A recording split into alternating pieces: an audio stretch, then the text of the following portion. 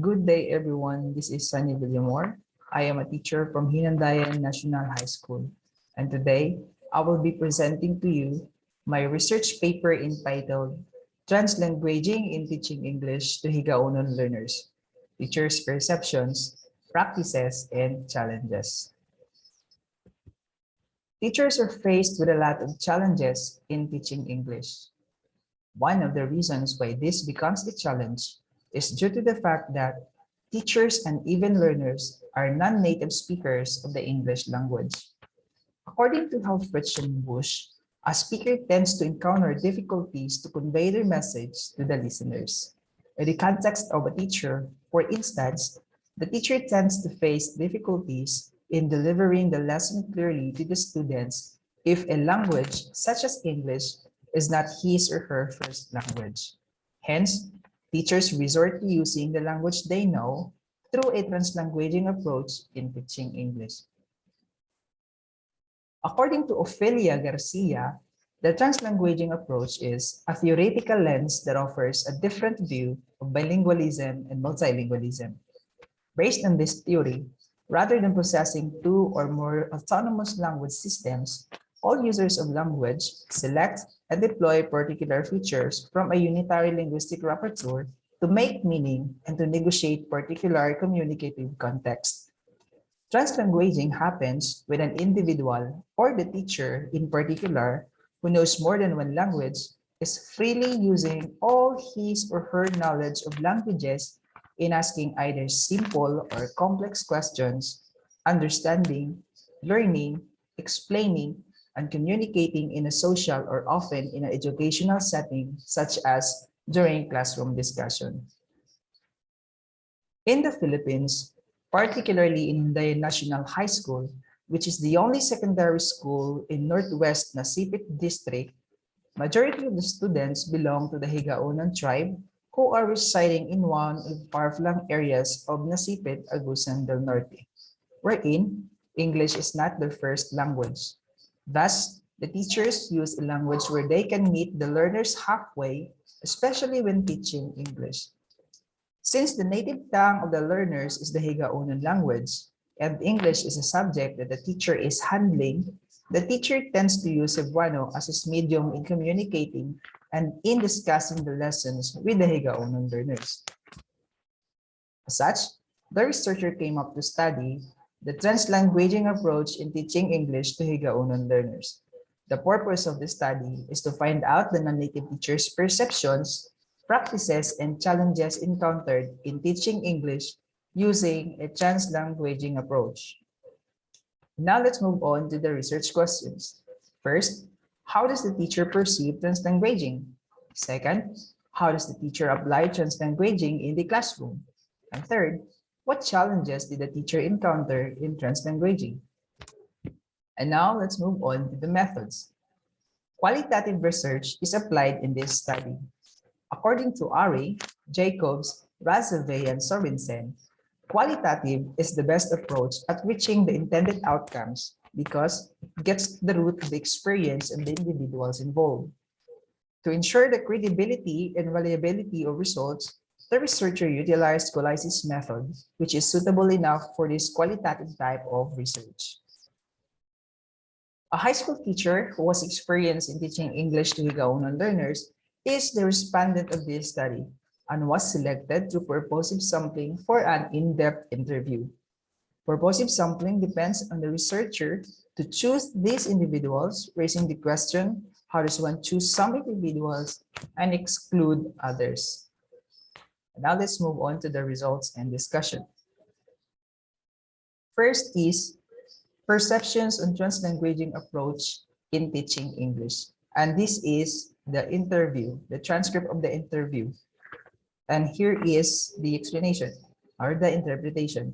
When a participant was asked about his perception of using translanguaging in teaching English, he said that it is his own way of making sure that students understand his instructions and the topics he discusses. Through this, we can say that he was positive, that learners will clearly understand what he is trying to tell or instill to them. The same is true with the findings in the study conducted by Reyes on translanguaging in multilingual third grade ESL classrooms in Mindanao, Philippines. According to the study conducted by Reyes, through translanguaging, the teachers were able to present their lessons, conduct classroom discussions, enhance students' understanding, and manage students' behaviors more effectively and efficiently. And the students, in turn, were able to participate in classroom discussions and demonstrate their knowledge and understanding substantially. The same is true with the teacher participant in this study. However, when asked about the improvements he had observed from his learners, he has presented both positive and negative observations.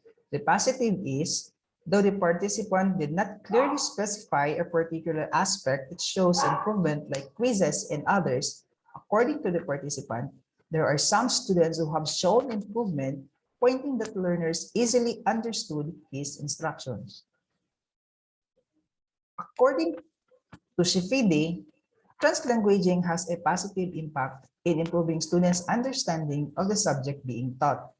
This is also encouraging the students and teachers to participate actively during the learning process.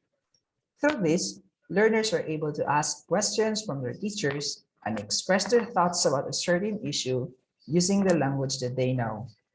The teacher, on the other hand, could easily determine if the students have truly understood the lesson that he or she is teaching to the learners. He concluded that translanguaging is very necessary as it not only makes the learning process active, but also makes it meaningful as well. On the other hand, the negative is, according to the participant, there are students who did not show or cannot really improve that easily.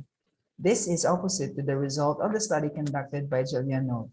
In her study, she found that even if learners have a low proficiency level in the language that they are being taught, using the translanguaging approach in teaching English allows or helps the students to be able to keep up with the subject matter material. When the participant was asked if he would recommend using translanguaging to the teachers, he firmly said that he would recommend it, especially when students are not yet in a higher level. According to him, translanguaging could also help the teachers to maximize their instructions, especially in teaching English. And now let's move on to the translanguaging practices in teaching English. When a participant was asked how he applies translanguaging in his English class, he stated that most of the time, he uses translanguaging in his discussion.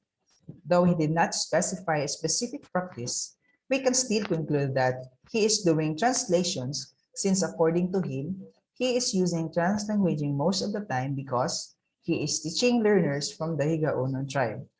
The participant explained that these learners are not well trained when it comes to the English language. As such, he has to use translanguaging so that his learners will understand him. According to Lartek et al., teachers use translation of the target language to the mother tongue, multilingual teaching, and lingua franca in instruction. This helps the students attain maximum learning and build firm foundations, valuing and developing oral and written skills that children bring to school without rushing literacy. When the participant was asked if he allows his learners to use their mother tongue in responding to the activities he gave, he said that there are instances that he allows them to use their mother language, but he encourages the learners to use English since the subject they are dealing with is English. He has also made sure that his learners wouldn't feel that using their native language is the most appropriate since he is teaching English. And now let's move on to the challenges in using translanguaging approach. When asked about the challenges encountered in using translanguaging approach, the participant said that every time he uses translanguaging, he has found that the learner's capacity to write something decreases. Every time that he asks his learners to write something, the learners often ask his permission to allow them to use Cebuano or their native language, which is Higaonon, instead of using English. This opposes what Molly J. Champlin has found in his study. In his study, he found that translanguaging promoted the growth of students' English language development.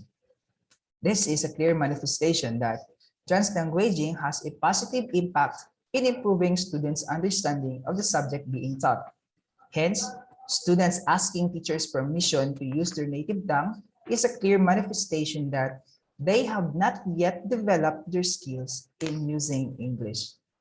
However, though this is challenging for the teacher participant, we can also say that allowing these learners to use their native language is beneficial. For instance, according to Gillian Knoll, translanguaging additionally builds language learners' confidence because it enables them to utilize all the languages they know. When the teacher participant was asked if he had attended training related to translanguaging, he said that he had no training related to it. This is a problem that also needs to be addressed. Clark and others found lack of teacher training as one of the problems in the implementation of mother tongue in the Philippines.